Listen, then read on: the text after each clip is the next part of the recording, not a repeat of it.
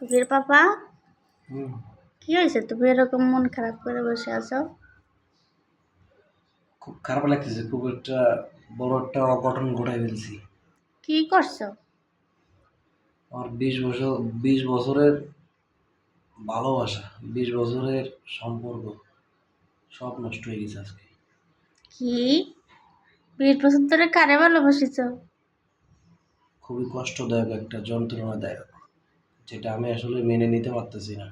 আমি কখনো ভাবিনি যে এরকম একটা দুর্ঘটনা ঘটে যাবে। তুমি সজ্ঞানে করছো? হুম, সব জ্ঞানে বলতেছি। কি হয়েছে এটা খুললে তো বলো।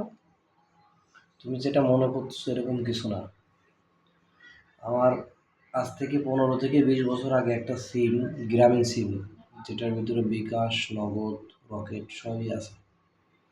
আজকে বেতনটা ঢুকবে বলে পকেটে করে সিমটা নিয়ে গেছি, প্যান্টের পকেটে করে। অফিস থেকে আসার পরে যখন টাকা তুলবো, সিমটা ভরবো মোবাইলে, তখন দেখলাম সিমটা নাই। তখন উম, খুবই খারাপ লাগছে। আমি অনেক খোঁজাখুঁজি করছি।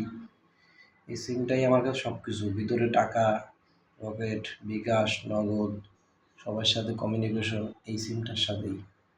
আজকে থাক, সিম এত চিন্তা করো না। আজকে সিমটা হারায় যাতে খুব খারাপ লাগতেছে। এত চিন্তা করো না, আল্লাহ ভরসা। আবার সিমটা নতুন সিম পাবো, উঠোন যাবে সিমটা না। পাবো না সেটা না। সিমটা আমার নাম্বার দিয়ে রেজিস্ট্রেশন করা, আমার সাথে কথা হয়েছে, উনি তুলে দিতে পারবে। ঠিক আছে, বাড়ি থেকে তুলে আমাকে পাঠিয়ে দিতে পারবে। কিন্তু কথা হচ্ছে যে সিমটা কিভাবে হারালাম, এটাই আছে নিজের কাছে দুঃখদায়ক। থাক, কষ্ট পেও না। অল্পের উপর দিয়ে গেছে।